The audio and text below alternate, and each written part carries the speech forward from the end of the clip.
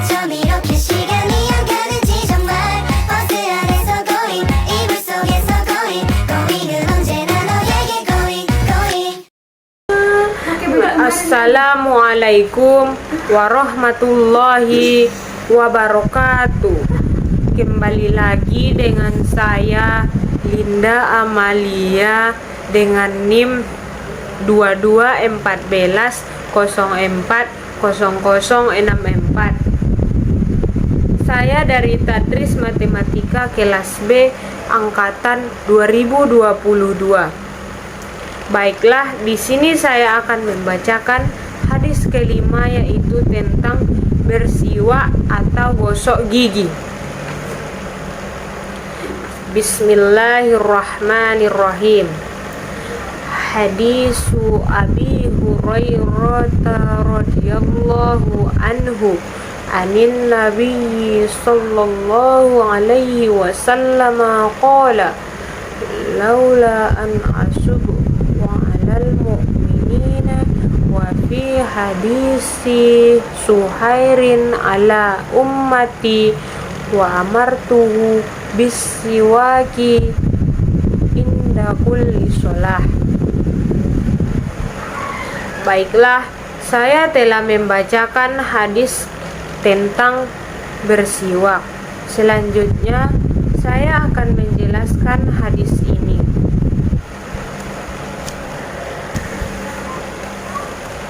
Hadis ini menjelaskan tentang pentingnya bersiwak, dan dalam hal ini sangat dianjurkan atau disunnahkan. Jadi, hadis ini menyebutkan kata Nabi, seandainya orang-orang beriman atau umat-umatku itu tidak keberatan dalam melakukannya, saya pasti perintahkan kepadanya untuk bersiwak, untuk menggosok gigi ketika kali dia melaksanakan sholat.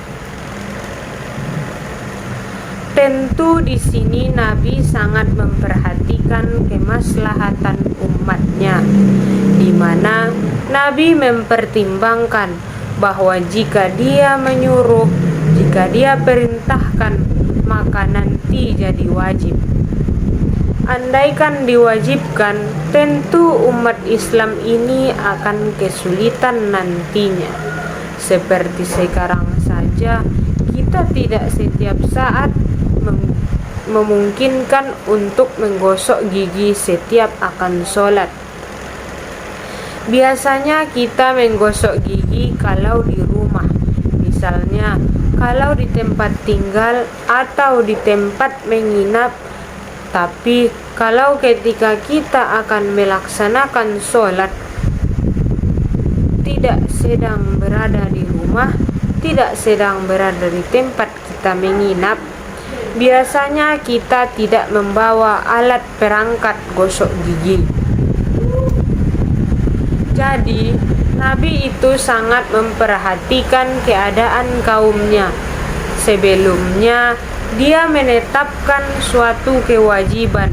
Sebelum dia menetapkan suatu hukum kepada kaumnya, jadi jelaslah bahwasanya ajaran Islam, ajaran Nabi Muhammad itu tidaklah memberatkan, tidaklah untuk menyakitkan, senantiasa memperhatikan kemaslahatan kita atau kemungkinan kita melaksanakan pekerjaan itu.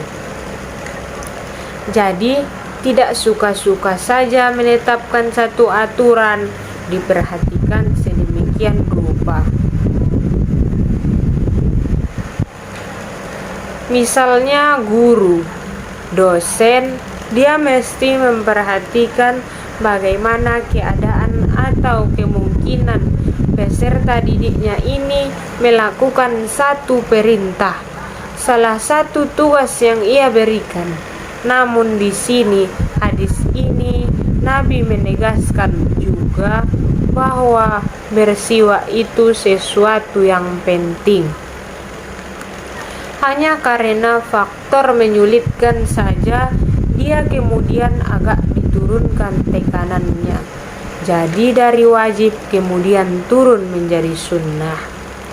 Ini menunjukkan bahwa bersiwak itu atau menggosok gigi adalah penting, perlu dilakukan.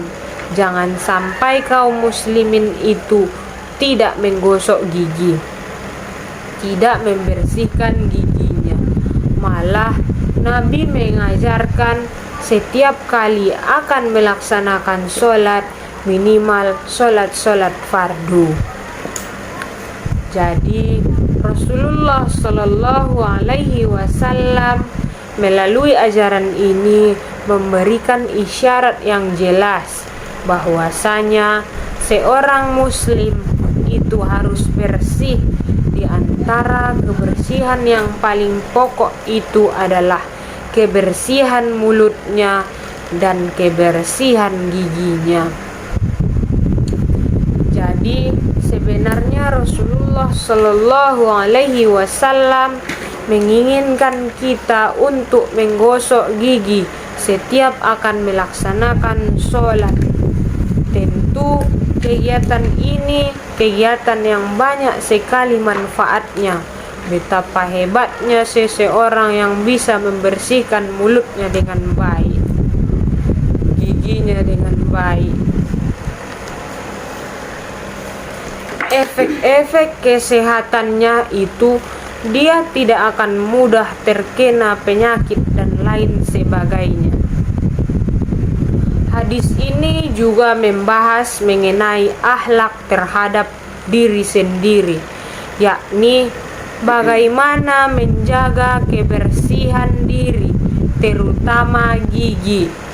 Disunnahkan untuk bersiwak atau menggosok gigi setiap akan melaksanakan sholat.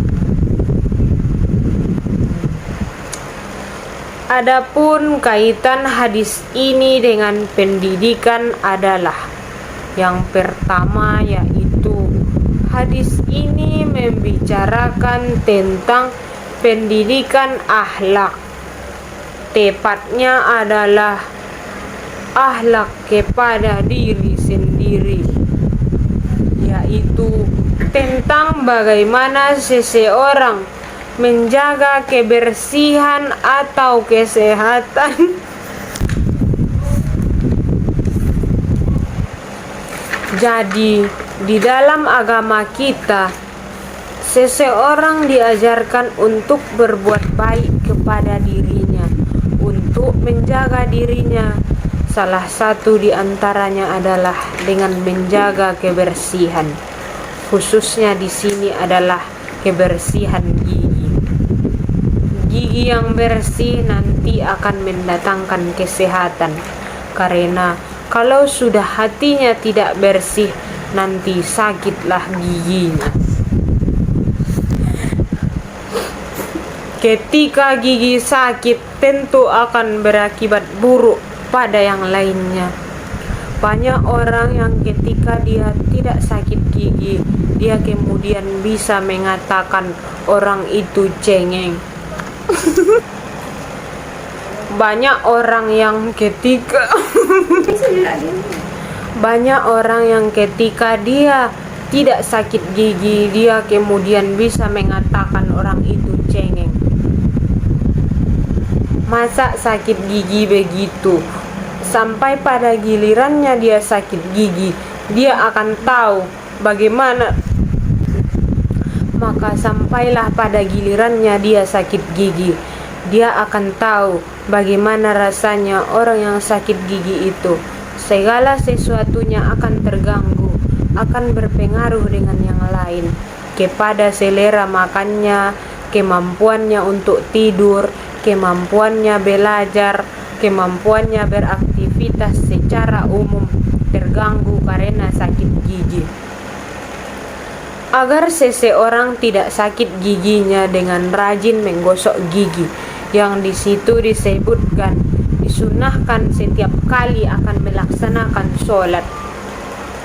Yang kedua, hadis ini membahas tentang prinsip mendidik atau pendidikan di mana Pendidikan yang baik itu adalah pendidikan yang menyesuaikan dengan keadaan, kondisi, dan kemampuan pendidik atau peserta didik, sehingga kemungkinan pendidikan itu membawa kepada kebaikan dan akan lebih mudah sampai di situ.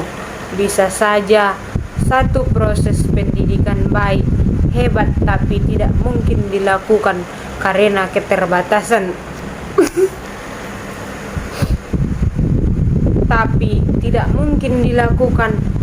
keterbatasan alat, karena kemampuan awal dari peserta didik belum mencapai level yang dibutuhkan. Akhirnya pendidikan itu tidak ada maknanya. Nabi bisa saja memerintahkan kaumnya untuk wajib gosok gigi setiap sholat, tapi apabila menyulitkan nantinya tidak terlaksana. Jadi mendidik itu salah satu unsur pentingnya adalah diperhatikan bagaimana keadaan dari orang yang akan dilakukan pendidikan kepadanya. Seseorang belum akan bisa misalnya diajarkan bagaimana menafsirkan Al-Quran dengan baik atau menerjemahkan Al-Quran dengan baik kalau dia belum bisa membaca Al-Quran dengan baik dan benar. Seseorang tidak akan bisa misalnya diajarkan pelajaran yang lebih tinggi kalau yang lebih rendahnya saja dia belum bisa mengerjakan. Jadi prinsip pendidikan itu adalah dilakukan dengan tahapan-tahapan yang jelas, dengan memperhatikan kondisi yang ada di sekitar pendidikan itu. Ia tidak boleh menyamaratakan pendidikan itu, padahal daerahnya berbeda-beda. Misalnya, di sini diajarkan pendidikan komputer, mungkin sudah bisa karena perangkatnya sudah cukup. Kalau di daerah lain mungkin tidak bisa. Bagi mereka membeli komputer itu sulit, atau malahan mungkin listriknya belum ada, atau listriknya sudah ada tapi dayanya belum cukup, dan sebagainya. Maka pendidikan itu harusnya disesuaikan dengan keadaan sehingga dia memungkinkan untuk dilaksanakan, sehingga proses seseorang berubah ke arah yang lebih baik itu tetaplah terjadi. Berdasarkan pembahasan saya tentang bersiwak tadi, dapat disimpulkan bahwa bersiwak merupakan sunnah yang dianjurkan oleh Rasulullah Shallallahu Alaihi Wasallam sebagai bagian dari kebersihan dan perawatan mulut.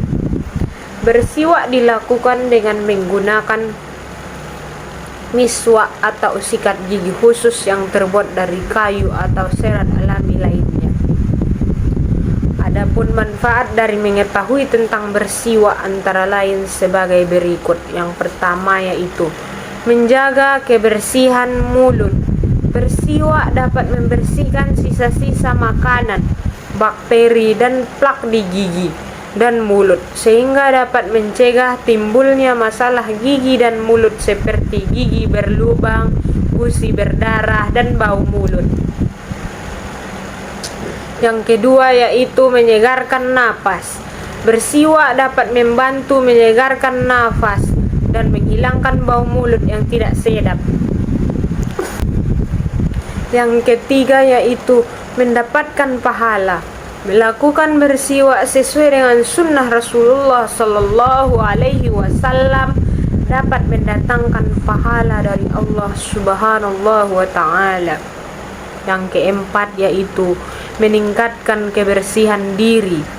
Praktik bersiwak juga dapat menjadi bagian dari menjaga kebersihan diri secara keseluruhan. Baiklah, dengan mengetahui